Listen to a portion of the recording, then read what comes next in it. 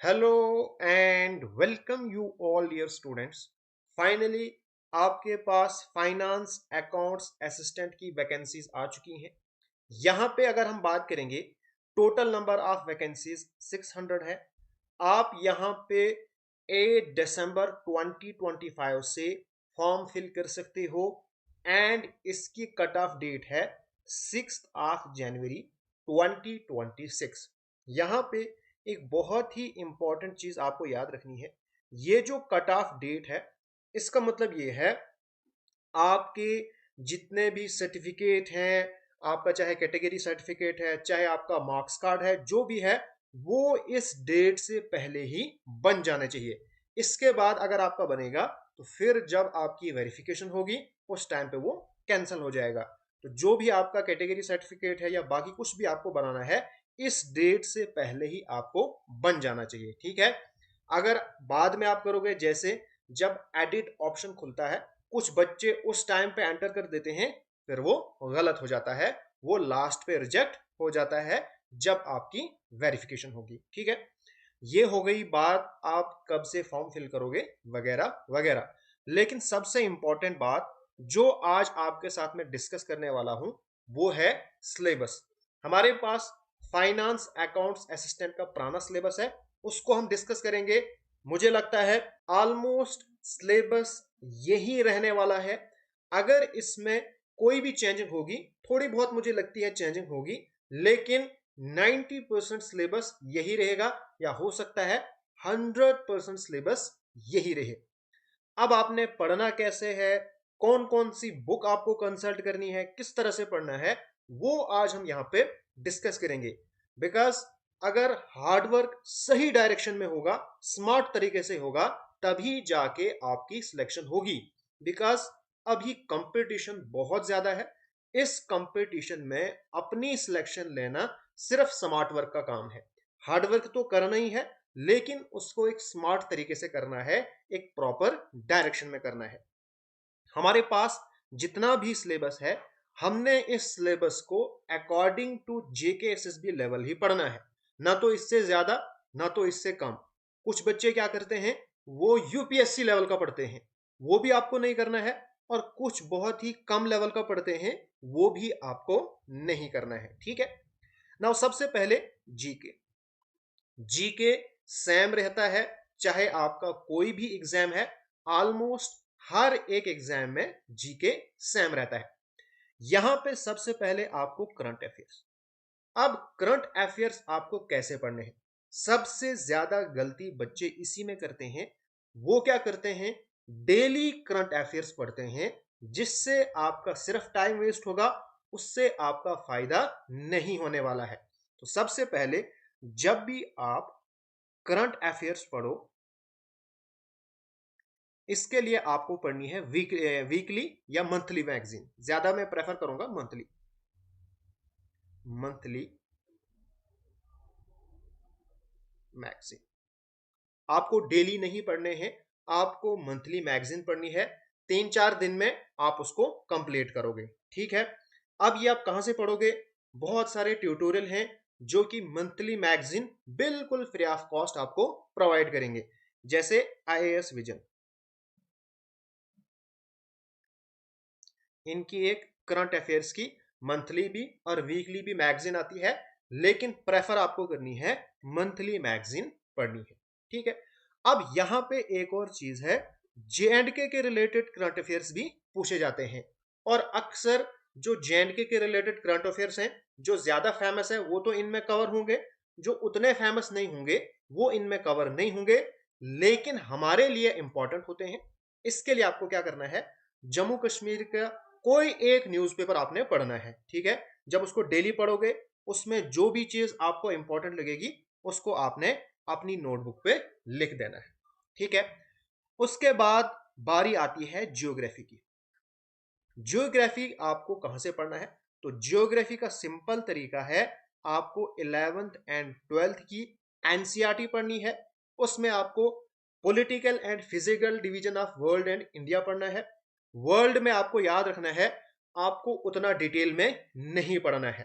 जो famous famous चीजें हैं सिर्फ वो पढ़नी है। जैसे अगर मैं बात करूंगा जो वर्ल्ड लेवल पे फॉर एग्जांपल हो गया largest mountain of the Europe हो गया, अफ्रीका का सबसे बड़े डेजर्ट हो गया, या कोई रिवर हो गया, इस तरह के जो फेमस है वो आपको पढ़ना है। लेकिन जब हम बात करेंगे इंडिया की, तो इंडिया को आपको बिल्कुल डिटेल पढ़ना है, एनसीईआरटी से आराम से आपका कवर हो जाएगा। ठीक। उसके बाद यहां पे हमारे पास है फ्रीडम स्ट्रगल। तो फ्रीडम स्ट्रगल आपको कहां से पढ़ना है? ये आपको पढ़ना है 1857 के आगे क्या हुआ है वो आपको पढ़ना है, और इसको आप अरिहात से आराम से कवर कर सकते हैं। ज्यादा डिटेल में यहाँ पे आपको नहीं पढ़ना है। जो फेमस फेमस यहाँ पे चीजें हुई हैं बस वहीं से एग्जामिनेशन में क्वेश्चन पूछा जाता है। उसके बाद अगर हम बात करेंगे एनवायरमेंट, तो एनवायरमेंटल साइंस आपको कहां से पढ़नी है? एनवायरमेंट में आपको एनवायरमेंट के बारे में, इकोलॉजी एंड बायोडाइवर्सिटी के बारे में पढ़ना है। और इसके लिए एक बहुत ही अच्छी बुक है श्री राम आईएएस वालों की, उन्होंने यूपीएससी पर्पस के लिए बनाई है, वहां से आप पढ़ सकते हो। लेकिन आपको सिर्फ वही टॉपिक पढ़ने हैं जो आपके सिलेबस में है। यहां पे आपको एक चीज याद रखनी है, जो एनवायरमेंटल साइंस है यहां पे आपको फोकस करना है वाइल्ड लाइफ सेंचुरीज पे,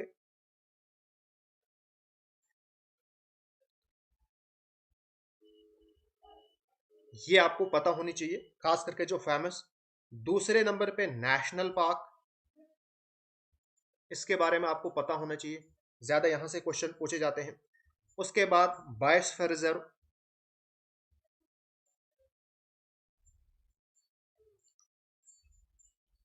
ठीक है।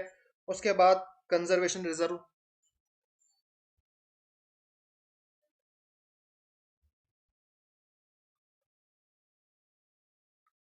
ठीक है। उसके बाद आपको यहाँ पे पढ़ना है टाइगर रिजर्व के बारे में पूछा जाता है।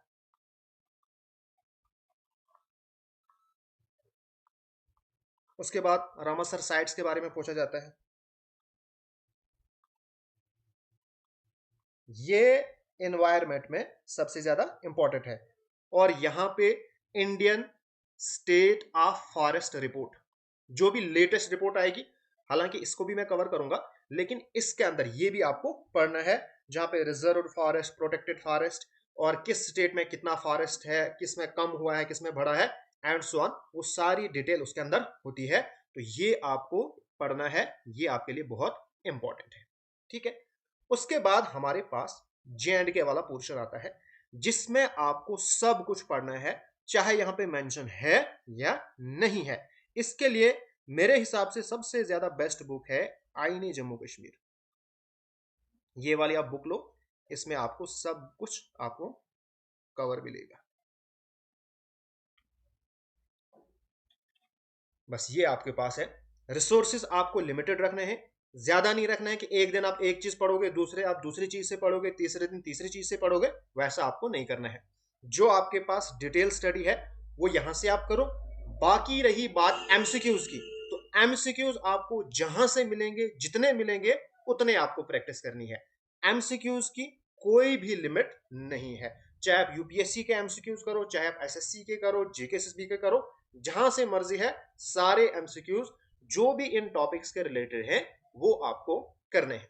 उसके बाद हमारे पास बात आती है अकाउंटेंसी की। तो अकाउंटेंसी आपको पढ़नी है 11th और 12th की। सिंपल आपको रखना है एनसीईआरटी, या तमिलनाडु बोर्ड वाली हमारे पास आता है, उसमें भी ये चीजें कवर है। फिक्स आपने रखना है, जो आपके सिलेबस में है वही आपको कवर करना है। यूट्यूब पे आपको बहुत सारे टीचर्स मिलेंगे जिन्होंने ये सारा सिलेबस कवर किया है, सभी टीचर्स ने काफी अच्छे से पढ़ाया है। आपने क्या करना है, उस टीचर से पढ़ना है जिसकी आपको समझ आए, और पूछना नहीं है एक दिन आप एक फ्रेंड से पूछोगे आप किससे पढ़ रहे हो, जिससे आप पढ़ रहे हो उसको छोड़ के आप दूसरे को पढ़ रहे हो, नहीं, जिससे समझ आएगी, सबने अच्छे से पढ़ाया है, पूरा सिलेबस कवर किया है। सिर्फ एक चीज याद रखनी है, पढ़ो आप कहीं से भी, लेकिन एमसीक्यूज आपको सभी के करने हैं। हर एक टीचर के एमसीक्यूज आपसे निकलने चाहिए। ये नहीं कि जिससे आप पढ़ते हो उन्हीं के एमसीक्यूज निकल रहे हैं, ऐसा नहीं। पढ़ो आप एक से, एमसीक्यूज करो सबसे। ये एक इंपॉर्टेंट फंडा है सिलेक्शन लेने का। उसके बाद जनरल इंग्लिश, ये भी बहुत सारे टीचर्स ने पढ़ाई है। सिंपल आपका पैरामीटर होना चाहिए, जो प्रीवियस क्वेश्चन है वो आपसे निकलना चाहिए। अगर वो आपसे निकल रहे हैं मतलब आप सही डायरेक्शन में जा रहे हो, अगर नहीं निकल रहे हैं तो आपको सही डायरेक्शन में नहीं जा रहे। तो ये भी आपको अच्छे से डिटेल में पढ़ना है। और अक्सर यहीं पे बच्चे गिरते हैं, हालांकि सिर्फ 10 मार्क्स का है, लेकिन यहां पे मसला होता है majority of the students, almost 95% students 10 के 10 क्वेश्चन अटेम्प्ट करते हैं इंग्लिश के, और यहाँ पे ज्यादा गलतियां होती है क्योंकि ये ऐसे क्वेश्चन है जो इंसान छोड़ भी नहीं सकता है, और जब करता है तब वो गलत हो जाता है। तो इसको आपको डिटेल में पढ़ना है। उसके बाद मेरे फेवरेट सब्जेक्ट, सबसे पहले स्टेटिस्टिक्स, उसके बाद मैथमेटिक्स, उसके बाद जनरल इकोनॉमिक्स। ये तीन आपको मैं खुद ही पढ़ाऊंगा। ऑलरेडी मैंने सिलेबस कवर किया है, आपने वो स्टार्ट कर देना है। सिंपल आपने सर्च करना है मलिक ट्यूटोरियल, वहां पे प्लेलिस्ट में जाओ, आपको स्टेटिस्टिक्स की भी, मैथमेटिक्स की भी और इकोनॉमिक्स की भी प्लेलिस्ट मिल जाएंगी, वो आप कवर करो। जब नया सिलेबस आएगा अगर उसमें कोई चेंज होगी, क्योंकि थोड़ा सा हम इसमें और एडवांस लेवल का पढ़ेंगे, तो वो हम कवर करेंगे जब नया सिलेबस आएगा। तब तक के लिए आपने जो पुराना सिलेबस है, जो पुरानी मेरी वीडियोस हैं, वो आपने कंटिन्यू देखनी है। और खास करके इन तीन कंपोनेंट्स के लिए जो भी previous finance account assistant selected student हैं, या जिनकी सिलेक्शन नहीं हुई है, 1 मार्क्स से या आधे मार्क्स से रह गए थे, उनको आपने जरूर पूछना है आपने ये तीन कंपोनेंट कहां से पढ़े हैं। 95% स्टूडेंट आपको मेरा ही चैनल रिकमेंड करेंगे, बिकॉज मैंने इसको बहुत ही बेस्ट तरीके और बेसिक टू एडवांस लेवल पढ़ाया है। जिन बच्चों ने कभी स्टैटिस्टिक्स, मैथमेटिक्स, इकोनॉमिक्स पढ़ी नहीं थी, उनको भी समझ आ गया था कि हमें ये कैसे पढ़ना है, और उन्होंने 30 में से 25 प्लस मार्क्स अक्सर बच्चों को यहां पे आए थे। तो ये तीन कंपोनेंट्स में आपको पढ़ाऊंगा। आपने टेलीग्राम पे भी जाना है, वहां पे सर्च करो मलिक ट्यूटोरियल ऑफिशियल, और वहां पे आप उस ग्रुप को ज्वाइन करो। अगर आप व्हाट्सएप पे मुझे कांटेक्ट करना चाहते हो तो 8899144489, तो ये मेरा व्हाट्सएप नंबर है, यहां से भी आप मुझे कांटेक्ट कर सकते हो। उसके बाद हमारे पास है जनरल साइंस। तो जनरल साइंस में सिंपल आपने रखना है 9th और 10th की आपने एनसीईआरटी पढ़नी है, उससे ज्यादा आपको यहां पे कुछ भी नहीं पढ़ना है। और यहां पे भी जो हमारे पास एनवायरमेंट के रिलेटेड है, जो मैंने आपको ऊपर बोला environmental science Shri Ram IAS की, वो यहां से आपको कवर हो जाएगा। उसके बाद बात आती है कंप्यूटर की। तो कंप्यूटर के लिए सिंपल आपको बुक रखनी है अरिहंत की, वहां से आपको सारा कंप्लीट हो जाएगा। यहां पे एक चीज आप याद रखना, जो भी हमारे पास एमएस वर्ड, एमएस एक्सेल से जो हमारे पास शॉर्टकट कीज आते हैं ना, शॉर्टकट कीज आज ही आप लिख दो, और उनको आपने रोज नजर मारनी है ताकि आपको वो याद हो जाए। वरना लास्ट पे जब आप उनको याद करने बैठते हो तो वो एग्जामिनेशन में भूल जाते हैं। तो कभी कभार 2-3 क्वेश्चन शॉर्टकट की से पूछे जाते हैं, तो उनको आप आज से अगर लिखोगे तो आपको याद हो जाएंगे। ठीक है, तो ये था सिलेबस। बाकी आपको कहीं पे भी कोई भी जरूरत है तो वो आप मुझे पूछ सकते हो। व्हाट्सएप नंबर आपको मैंने दे दिया है, ये आपके सामने व्हाट्सएप नंबर है। बाकी जो मेरे पुराने स्टूडेंट्स हैं उनके लिए रिक्वेस्ट है, और नए स्टूडेंट्स के लिए भी रिक्वेस्ट है, इस वीडियो को आप ज्यादा से ज्यादा शेयर करो, ताकि मैं जल्दी ही जो हमारा सिलेबस है उसको हम स्टार्ट करें। So all the best.